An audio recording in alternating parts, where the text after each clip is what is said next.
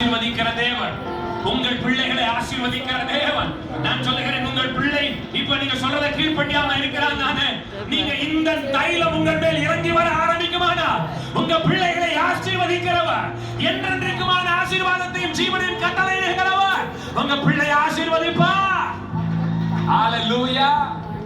அவனை டியூன் அப் பண்ணுவார், அவனை மாற்றுவார், அவனை சரி செய்வார். நீங்க உங்க மேல இந்த தைலம் இறங்குறதுக்கு நீங்க விட்டு கொடுப்பீங்க. ஹalleluya. தலையோட உள்ள கனெக்ஷன் தான் இந்த நல்ல தைலத்தினுடைய ஃப்ளோவை உண்டு பண்ணுகிறது. இந்த நல்ல யாரெல்லாம் இந்த தலையோட ஆரோனுடைய ஆண்டவர் எங்க ஊற்றுகிறார் என்றால் சிரசின் மேல.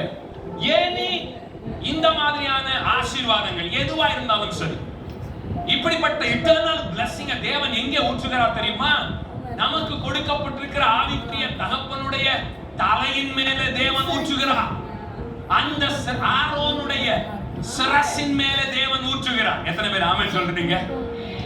எந்த இந்த நல்ல தைலம் முதலாவது என்ன ஆசீர்வாதம்? இந்த ஆமென் ஜீவன். இதை தேவன் முதலாவது எங்கே ஊற்றுகிறார் என்றால் நம்முடைய ஆவிக்குரிய தகப்பனுடைய தலையின் மேல ஊற்றுகிறார். அவருடைய லைஃப்ல ஊற்றுகிறார். எத்தனை பேர் ஆமென் சொல்றீங்க?